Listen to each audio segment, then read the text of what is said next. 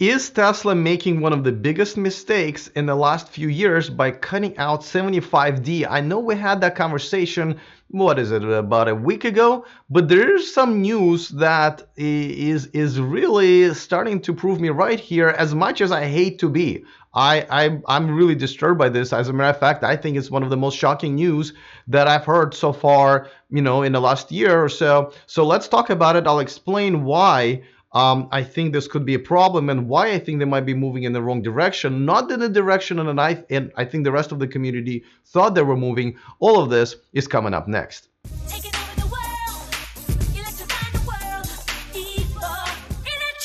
Welcome to E4 Electric, your number one source of unbiased electric car news. If this is your first time here, please click on the subscribe button and let me give a quick shout out to one of my newer Patreons, Anton Kowalski. Thank you so much for supporting my independent YouTube channel, and the rest of you Patreons, of course, you contribute greatly and thus are able to watch. A lot of you watch me live, so thank you so much for that.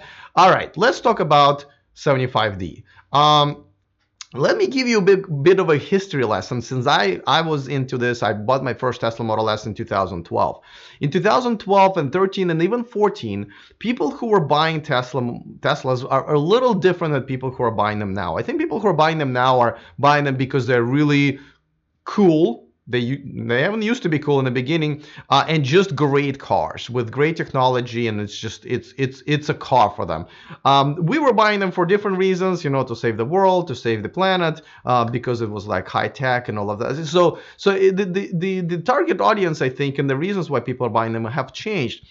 But in the very beginning, as like a lot of this media and analysts were shocked how well these cars were being sold, they've also noticed that people who were buying these cars weren't normal people who normally buy a Mercedes Model S, Mercedes S-Class or BMW 7 Series, and they're just spending the same money. They've noticed that a lot of people never spend this much money on their cars. A lot of them were Prius drivers, right, who wanted to continue the whole movement of environmentally friendly cars, and a lot of people were stretching their budgets, even though the Model S used to start at about $65,000, and at that time there was still a full credit and a California refund, at least here in California, that would total up to $10,000. Now, that was still stretching a lot of people's budgets. It definitely stretched my budget when the first one came out because I couldn't lease it. I had to buy it. And this is where payments are getting to almost to $1,000, and a lot of people feel very uncomfortable paying 4-digit number monthly for 3 or more years for their car. Even people who do have that money, but they're conscious of their money. Sometimes that's the reason why they have the money. They're cautious, and the price at about $70,000-$80,000. That's where these cars are getting into that number. But people were kind of saying, okay, I can still afford it. I can push things around. It's totally worth it. Now, as you know, Tesla just decided to cut out the 75D version for Model S and Model X. And the reason I was just talking about Model X, by the way, there was no Model X back then in the day, just FYI. That came out three years later. Now the entry level price for a stripped down Model S is $94,000, and I believe it's $98,000 for the Model X. The most expensive version of the Model 3, I believe, is almost about $70,000, depending on options. I know it varies. So now there's a gap of about $20,000 between $70,000 and $90,000, where if you want a Tesla and you're comfortable living in that range of $70,000 to $90,000, you are basically not going to be able to get a Tesla right now.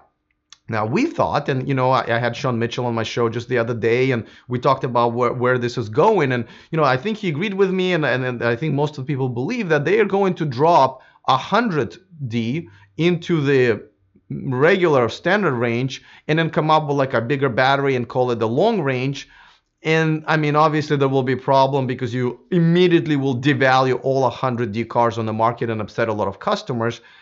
But a lot of people think that's going to be fine. I don't really know how it's going to be fine when you take $10,000 to $15,000 away from people who already paid you a lot of money. But that looks like that's what the consensus was.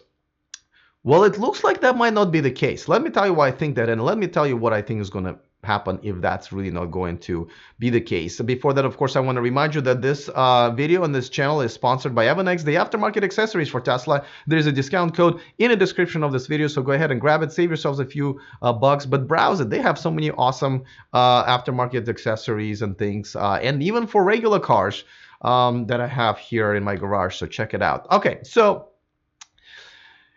when you leave this gap of $70,000 to $90,000 cars, where a lot of people, especially in the beginning, were comfortable living, and including myself, even if I was making my Silicon Valley salary, I would not cross probably 90, 95, definitely not $100,000 amount, because if you're living on a salary, if you're not making like a really ridiculous money, that's an uncomfortable feeling, especially in this economy. You know, you never know, you know, for the next 3-4 years, that's a lot. And you also don't know what the residual value of your car is going to be. Normally it's predictable, but now, like, look, 100D cars are now at risk of being devalued overnight.